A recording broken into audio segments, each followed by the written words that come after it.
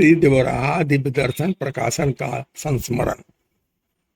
श्री देवराहा गुरुदेव भगवान ने दीक्षा लेने के उपरांत भारत में उन पर जो भी छोटी मोटी पुस्तकें तथा मासिक पत्रिकाएं छपी थी उसे मैंने पढ़ा। सभी में केवल श्री महाराज जी के चमत्कार के संबंध में चर्चाएं की गई थी।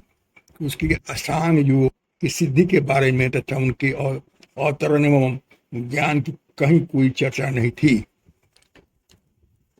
अतः मैंने सोचा ने महान योगी सिद्ध योगी राज के बारे में उनमें कोई विशेष अध्यात्म का विवरण नहीं था। गीता प्रेस गोरखपुर से छपा श्री पोद्दार जी का एक स्मृति ग्रंथ पढ़ा और उसमें श्री महाराज जी के यहाँ लेकर गया। उस ग्रंथ को श्री महाराज जी को दिखाया और प्रार्थना किया कि आप पर भी इस तरह का एक ग्रंथ होना चाहिए। इस पर श्री महाराज जी ने मुझसे पूछा कि बच्चा शास्त्र कितने हैं? मैं उन्हें नहीं बता सका। इस पर उन्हें बहुत ही आश्चर्य हुआ, क्योंकि ब्राह्मण होने के नाते इतना अवश्य जानना चाहिए था। इससे श्री महाराज जी ने अनुभव किया कि मुझे अध्यात्म के बारे में कुछ भी ज्ञान नहीं है और मेरी इस मूर्खता पर वह मुस्कुराने लगे। उन्होंने मुझे बताया कि बहुत से भक्तों और संतों ने मुझ पर पोथी लिखने की इच्छा व्यक्त की, पर मैं किसी को आज्ञा नहीं दिया। एक बहुत ही विद्वान कम्युनिस्ट नेता श्री बेदी वृंदावन में बहुत दिनों तक मेरे पास आकर अध्यात्म के बारे में बहुत से प्रश्न किए और वह मेरे उत्तर से बहुत संतुष्ट हो गए और उसने प्रार्थना किया कि महाराज आप पर एक ग्रंथ लिखने की मुझे आज्ञा दे। इस पर श्री महाराज जी ने कहा इसकी कोई आवश्यकता नहीं है। श्री महाराज जी समझ गए कि आज्ञा नहीं मिलने के कारण मैं उदास हो गया। इस पर श्री महाराज जी ने बताया कि बच्चा, काशी के 10 घाट पर चैतन्य महाप्रभु अपनी मंडली के साथ गंगा स्नान कर लौट रहे थे, तो उन्होंने देखा कि एक पंडित जी 10 घाट की सीढ़ियों पर बैठकर शुद्ध गीता का पाठ कर रहे थे और उनकी आंखों से आंसू की धारा गिर रही थी। यह देखकर चैतन्य महाप्रभु ने पंडित जी से पूछा, आपका गीता का पाठ सुनकर मैंने अनुमान लगाया कि आप कम पढ़े लिखे हैं और आपको गीता का ज्ञान पूर्ण रूप से नहीं है, फिर भी आपके आंखों से आंसू गिर रहा था।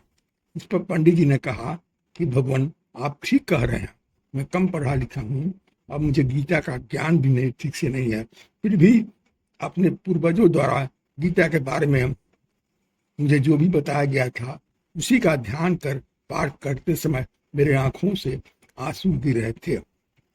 इस पर चैतन्य महाप्रभु जी ने कहा कि पंडित जी आपके मन में परमात्मा का भाव है, अतः आपको परमात्मा की प्राप्ति हो जाएगी।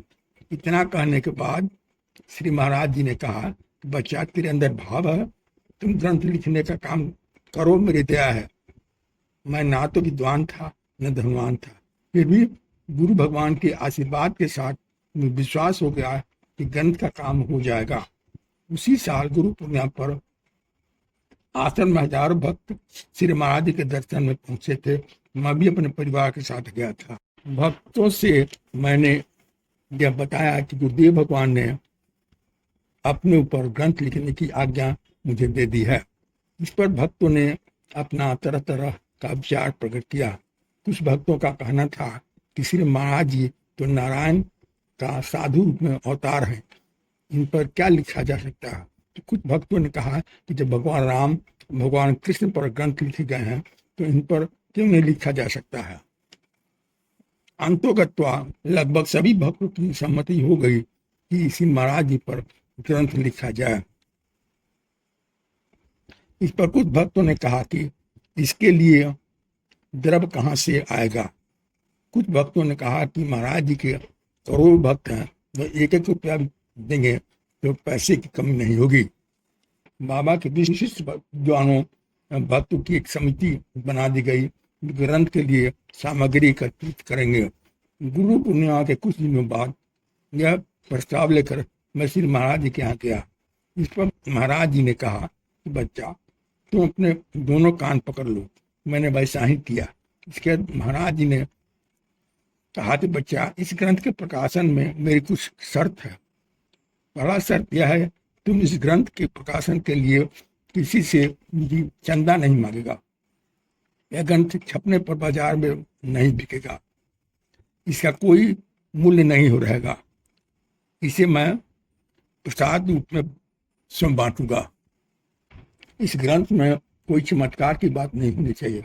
मैं विश्व का संत हूँ और विश्व मेरा है। किसी संप्रदाय का मैं संत नहीं हूँ, इसलिए यह ग्रंथ जातीयता और प्रांतीयता से मुक्त होना चाहिए। इस ग्रंथ के लिए जो भक्त कुछ लिख के देगा तो मेरा उपदेश होगा, तो उसका लेखक वह नहीं होगा। ग्रंथ में सभी हमारी अमृत वाणी को लिख के देंगे तो कोई लेखक कैसे हो जाएगा। इन सब बातों का ध्यान रखकर अगर तुम चाहो तो ग्रंथ छपवा सकते हो। श्री महाराज जी के उपयुक्त आदेशानुसार मैंने ग्रंथ प्रकाशन का काम शुरू कर दिया और कुछ भक्तों के सहयोग से ग्रंथ 1-2 साल के अंदर तैयार हो गया। मैंने महाराज जी से पूछा भगवान इस ग्रंथ का नामकरण क्या होगा। तो श्री महाराज जी ने कहा बच्चा तुम क्या सोचे हो। मैंने कहा श्री देवराहा दिव्य दर्शन। इस पर श्री महाराज जी ने कहा कि यह बहुत अच्छा है, यही नाम रख लो। मैंने कहा प्रेस वाले कहते हैं इस ग्रंथ में प्रकाशक का नाम होना कानूनी विधान है। अतः मैंने महाराज जी से पूछा इसमें किसका नाम दिया जाए। उन्होंने कहा कि तुम्हारी एक सतर्क समिति है ना, उसी का नाम दे दो। अंतोगत ग्रंथ श्री देवराहा दिव्य दर्शन के नाम से छप गया। इस संबंध में मैंने श्री महाराज जी से प्रार्थना किया कि भगवान इस ग्रंथ का विमोचन तत्कालीन प्रधानमंत्री से कराया जाए। इस पर उनका आदेश हुआ कि मंच के सामने जो केले के पौधे हैं वही इस ग्रंथ का विमोचन करेंगे। उसी अनुसार विमोचन 11/12/1984 को सरयू जी के आश्रम पर विधिवत पूजन करने के साथ इस ग्रंथ का कार्यक्रम भारत के विभिन्न स्थलों से आए हुए भक्तों के सामने संपन्न हुआ और उसके बाद श्री महाराज जी को उस ग्रंथ की एक प्रति अर्पित की गई। इस पर श्री महाराज जी ने कहा कि बच्चा इस पोथी को जो भी भक्त पढ़ेगा वह बैकुंठ जाएगा। श्री महाराज जी ने यह भी आदेश दिया कि यह ग्रंथ बाजार में बिकेगा नहीं, केवल मैं प्रसाद रूप में इसे वितरण करूंगा। श्री महाराज जी सदैव कहते थे कि बच्चा मैं विश्व का संत हूँ और विश्व मेरा है। श्री महाराज जी के कथनानुसार यह ध्यान में रखकर उपरोक्त ग्रंथ को 121 देशों के राष्ट्रीय पुस्तकालय में भेजा गया। ओम नमो भगवते वासुदेवाय।